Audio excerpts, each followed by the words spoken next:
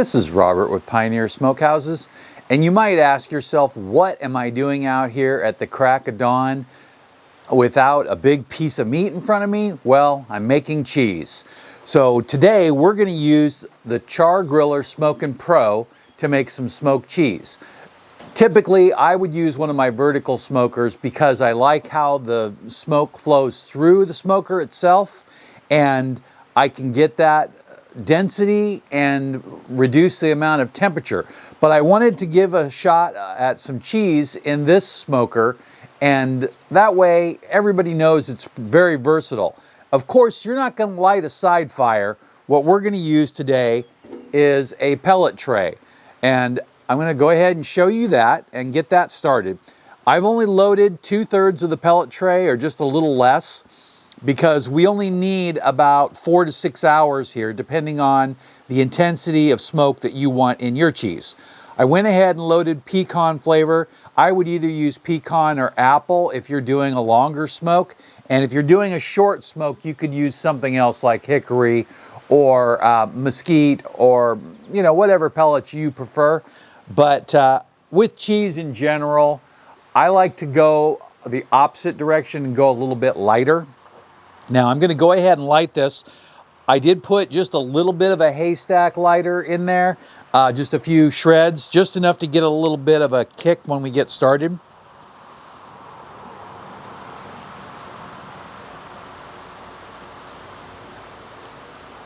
You can see that pop right up like that. That's a nice thing about being early in the morning, is it would get low light so you can get a good view. So I'm going to get some ashes going, and then I'm going to get the blower out to make sure I get this up good enough. And we'll take a quick break and I'll be right back. We're back from our break, and as you can see here, I've got this thing lit and it's going. We're going to let it burn for another 30 seconds or so. We want that fire to really get some charcoals going in the pellets. So what we're going to do is we're going to let it run for another 30 seconds, and then we'll blow it out, and then we should have all the smoke we need.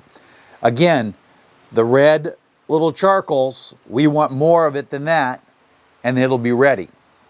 Set that to the side for a minute, and then I'll get the cheese. I'll be right back. So I grabbed the cheese and the stuff we're going to use to set this up. Now today we're not going to put the cheese directly on the grill grates, but of course you could. What we're going to do is we're going to raise it up, and I'm just going to use my rib rack, and that's pretty common for me. I'm going to put it right over here, and then if I don't like how the smoke is coming out, I will move it over to match where the smoke is. I was considering pulling out the baffle, but what I think I'll do is I think I'll just move the baffle over just a little bit. That way I can create a gap around it on all sides. Put that back in there. And then there. If I were to remove the baffle, the smoke would come straight out and go straight up to the top of the cavity and then go across. And I want to keep some of the smoke spreading, so I went ahead and did it like that. I will place that there, and then I will place a grill grate on there and a grill mat for the cheese to rest on. As for the cheese, I like to buy these pre-cut blocks in the store when they go on sale, and then I just throw them in the bottom of the fridge in the coldest spot for the cheese there, and they work out really good. Today I have a sharp white cheddar, a regular sharp cheddar, and 2 Swiss. Swiss is my new favorite smoked cheese. Pepper Jack used to be my favorite, but this is what I like these days. I don't know if it changes, but when I started doing Swiss, that just turned out to be my favorite. So I'm going to go ahead and open these and set them on here. We'll be right back. So I have the cheese open, and I'm going to place it. I have the cheese open, and I went ahead and placed it kind of spread out. So I put the 2 Swiss here and the 2 cheddars opposite each other to kind of make sure that if one gets hit harder than the other, that I'll be able to rotate it around and balance it out a little bit. Now we have the pellet tray going well, and this is exactly what we're looking for here. And here we go. That's just smoldering off a little bit, and we'll spread that down.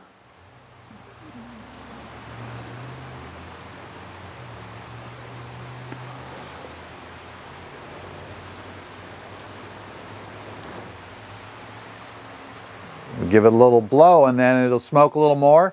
If we blow it a lot, it should relight.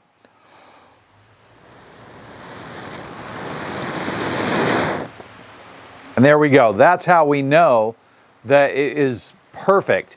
When we can blow it and get it to relight, then we can blow it and it goes back out. That means that it's going to be perfect for smoking. Now, I'm going to go ahead and place this in here. I've removed my extra trays that I use for the V, and then I'm going to put this as close to the oxygen supply as possible. At the beginning of burning your pellet tray, you need to make sure that it gets good oxygen supply to get taking off well. So I'll put it right up there next to the vent, just like that. And then I'm going to go ahead and close this, and it's going to suck in the air that it needs from the vent, and most of the smoke should head up there. Now, of course, during the first few minutes, you'll have to monitor that. And if you're concerned at all about getting enough smoke to come up here, I would say consider making a little foil tent to get the smoke to flow inside. Now, I want to point out that I just put this in here, and you can see smoke coming here where I separated the baffle from the edge of the container. And on the other end of the baffle, I can also see smoke. And that was a pretty quick reaction, which I'm very happy with. I'm going to watch that for a minute and see how it goes. But let's go ahead and close it and get the smoke flow started. The smoke needs to flow through the smoker, and there's two ways to do that, and one is heat to provide that airflow, and the other is just to let it go for a little bit of time, which will also provide some heat, but mostly the smoke will start rising in a pattern, and we can see it starting to come out of the smokestack already. Now, it's really important that we do not go above 90 degrees. So I have my probe thermometer, and what I'm going to do is I'm going to put one probe through each side. There is two holes here, and we're going to put one right here, which will come out right next to the cheese, and we're going to put the other one right here. Those holes are for the optional top rack, which is not included in the package that I bought. I'm just going to turn this on, and then we're going to be able to monitor what it's doing there.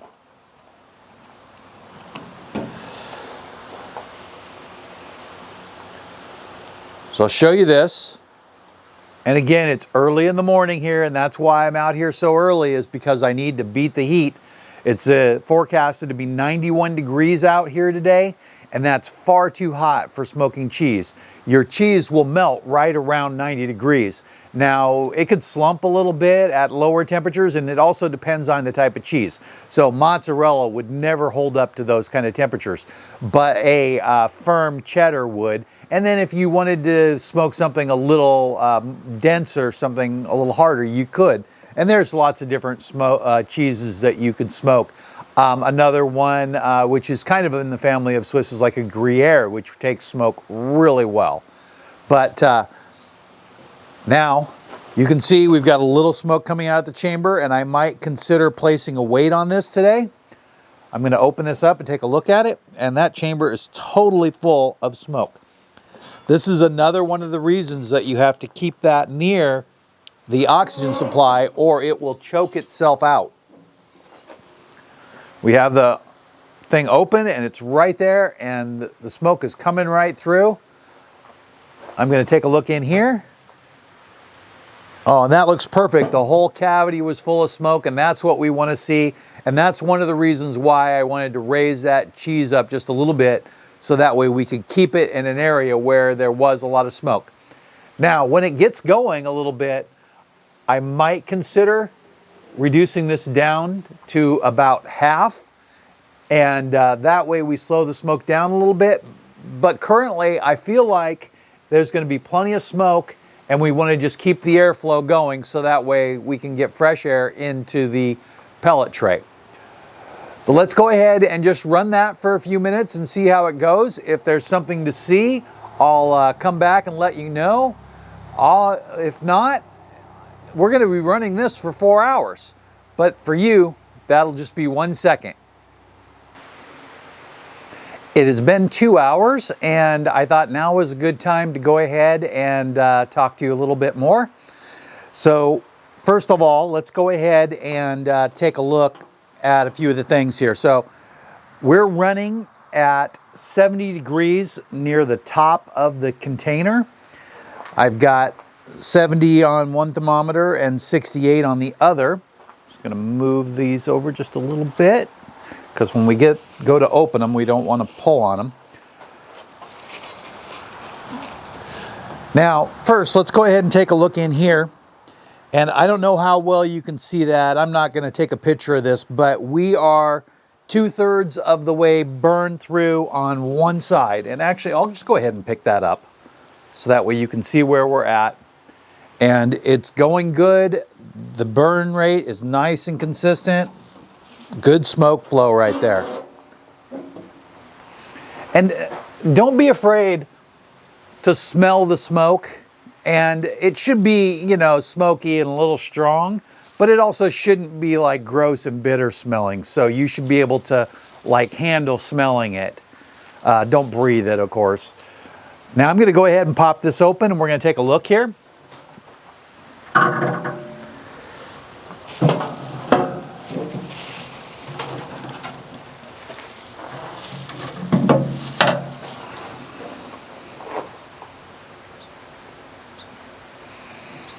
So I want to point out that the 2 probe thermometers are sticking through these holes right in here, and that gives you a reading near the top of the container. So when I say that it's 68 degrees or 70 degrees, that's near the top of the container. So the reason that we're in here is because we want to check these out. They're still nice and firm, which is great. And let's just flip them all over.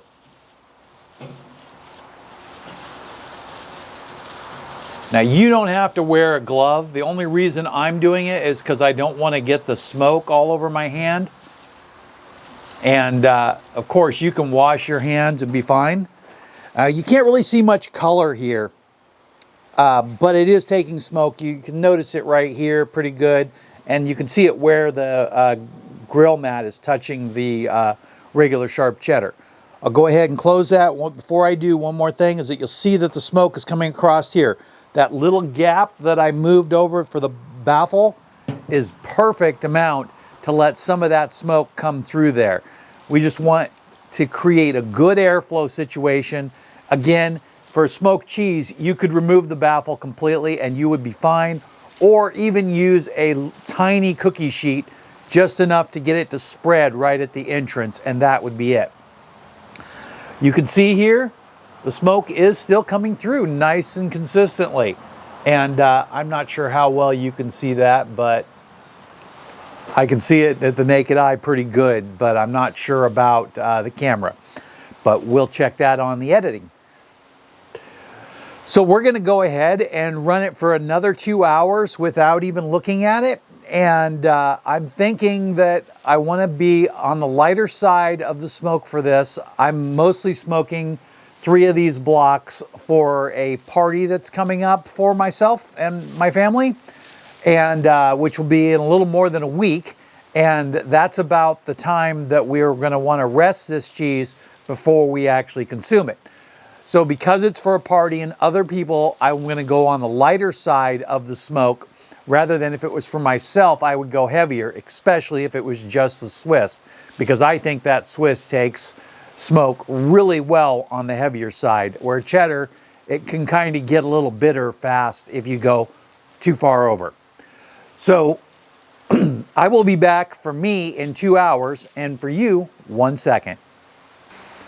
We are almost at the 4-hour mark, but I decided that it was probably a good time to go ahead and pull some of this cheese.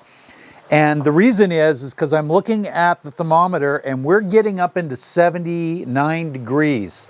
And I would rather go just a little light on some of this cheese and get it off of the smoker and get it prepped to go in the refrigerator. Now what we're gonna do here is we're gonna go ahead and open this and take a look at it, and you can see here the cheese is looking really nice.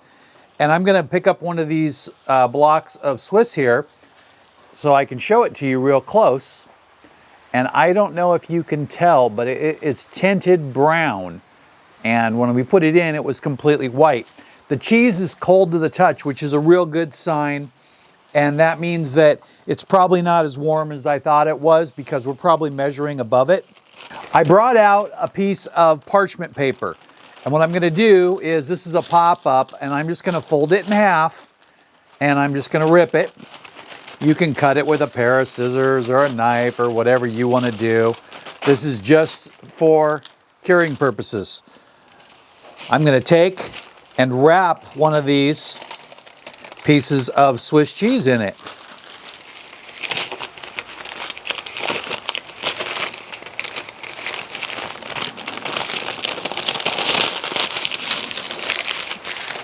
Not tight, just loosely, and it's just sitting here. And I'll take and put one of these pieces of cheddar on here.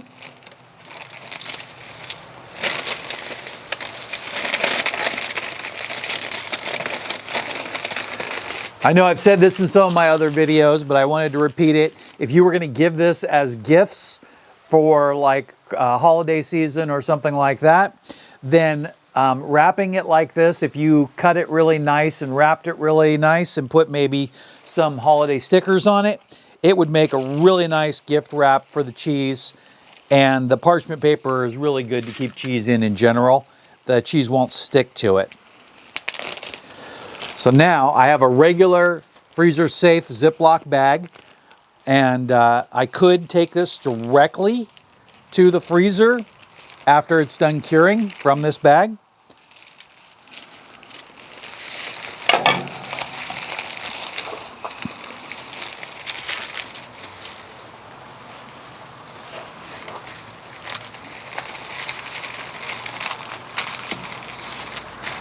I want you to notice this here is that it's completely clean and dry and there's nothing really to clean up here.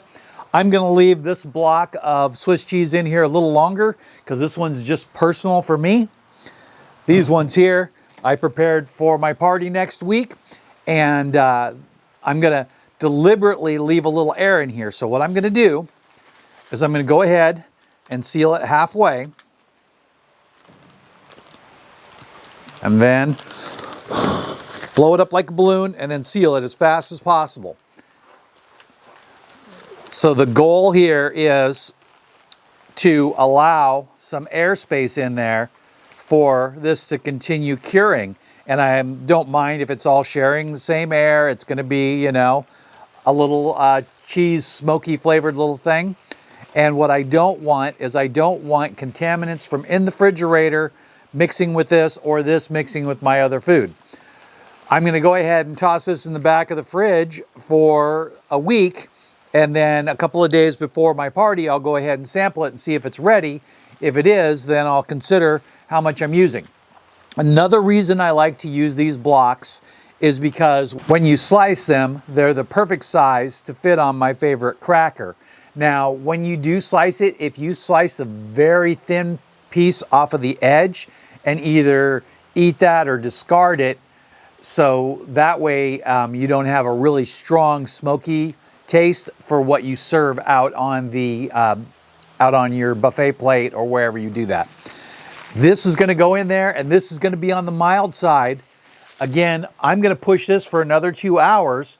My biggest concern is the temperature, and I don't want it to melt. But now that I have these three safely done for the party, if that melts a little bit or slumps, I'm not going to worry too much about it. But I think I probably have about another hour before it gets too hot out here to consider smoking cheese. If you saw anything in the video that you liked, including the Char-Griller smoker or my favorite, which is the pellet tray, then the links are down below. This is the amazing smoker pellet tray, and this is my favorite. I have a few other ones, and the tube works really well for your favorite pellet smoker, but for everything else, I find that this tray works better. So thanks again for watching, and have a great day.